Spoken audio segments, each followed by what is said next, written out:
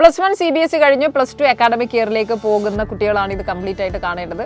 Because it is high time to think about your future. 2025 +2വിന് ശേഷം നമ്മൾ എന്താവണം, ഏത് കോളേജിലേക്ക് പോകണം എന്നുള്ളത് ചിന്തിച്ചു തുടങ്ങണം. മെഡിക്കൽ റിലേറ്റഡ് കോഴ്സസിനൊക്കെ താല്പര്യമുള്ളവർ എപ്പോഴും എയിം ചെയ്യുന്ന ഒരുപാട് ഇന്ത്യയിലെ മികച്ച ഇൻസ്റ്റിറ്റ്യൂട്ട്സ് ഉണ്ട്, like AIIMS, JIPMER etcetera, AFMC etcetera.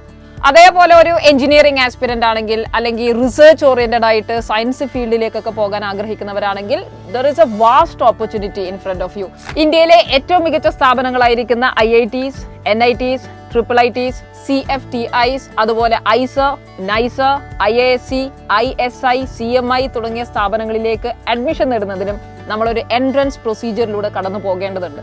ചുരുക്കി പറഞ്ഞ സയൻസ് പഠിച്ചുകൊണ്ടിരിക്കുന്ന CBSE +1 കഴിഞ്ഞിരിക്കുന്ന കുട്ടികൾ +2 ബോർഡ് എക്സാമിന്റെ കൂടെ തന്നെ ഒരുപാട് കാര്യങ്ങൾക്ക് പ്രിപ്പയർ ചെയ്യേണ്ടതായിട്ടുണ്ട്. പക്ഷെ അപ്പോഴും നമ്മുടെ മനസ്സിലുള്ള ഒരുപാട് ചോദ്യങ്ങൾ, +1 സീരിയസ് ആയിട്ട് നോക്കിയിട്ടില്ല, 10ാം ക്ലാസ്സിന്റെ ഹാങ് ഓവറിലായിരുന്നു, +1 ഒരുപാട് പോർഷൻസ് കംപ്ലീറ്റ് ആയിട്ടുണ്ട്, ആൻഡ് +2 വരുന്ന വർഷമാണ്, അതാണെങ്കിൽ ബോർഡ് എക്സാം ആണ്. സോ ബോർഡ് എക്സാമിനേഷൻ പ്രിപ്പറേഷൻ ചെയ്യുമ്പോൾ എൻട്രൻസ് പ്രിപ്പറേഷൻ നമുക്ക് ഒന്നിച്ച് കൊണ്ടുപോകാൻ കഴിയുമോ, അല്ലെങ്കിൽ അത് നമ്മുടെ ബോർഡ് എക്സാമിന്റെ പ്രിപ്പറേഷനെ ബാധിക്കുമോ, ഇങ്ങനെയുള്ള ഒരുപാട് ആശങ്കകൾ നമുക്കുണ്ടാവും. എനിവേ, ഞാൻ പറഞ്ഞു വരുന്നത് ഇത്ര മാത്രമേ ഉള്ളൂ. +2വിന് ശേഷം നമ്മൾ എവിടേക്ക് പോകണമെങ്കിലും ഒരു എൻട്രൻസ് പരീക്ഷ എഴുതാൻ നിർബന്ധിതരാണ്. ബിക്കോസ് അതാണ് ഇന്ത്യയിലെ പുതിയ എഡ്യൂക്കേഷൻ സിസ്റ്റം. നീറ്റ്, JEE മാത്രമല്ല, അത് കഴിഞ്ഞ് നിങ്ങൾക്ക് ഒരു പ്യുവർ കെമിസ്ട്രി എടുത്ത്, അല്ലെങ്കിൽ പ്യുവർ ഫിസിക്സ് എടുത്ത്, പ്യുവർ സയൻസ് ഫീൽഡിലേക്ക്, ഇന്റഗ്രേറ്റഡ് കോഴ്സുകളിലേക്കൊക്കെ പോകണമെങ്കിൽ കുവൈറ്റ് എന്ന് പറയുന്ന മറ്റൊരു എൻട്രൻസ് എക്സാമിനേഷൻ എഴുതേണ്ടതുണ്ട്.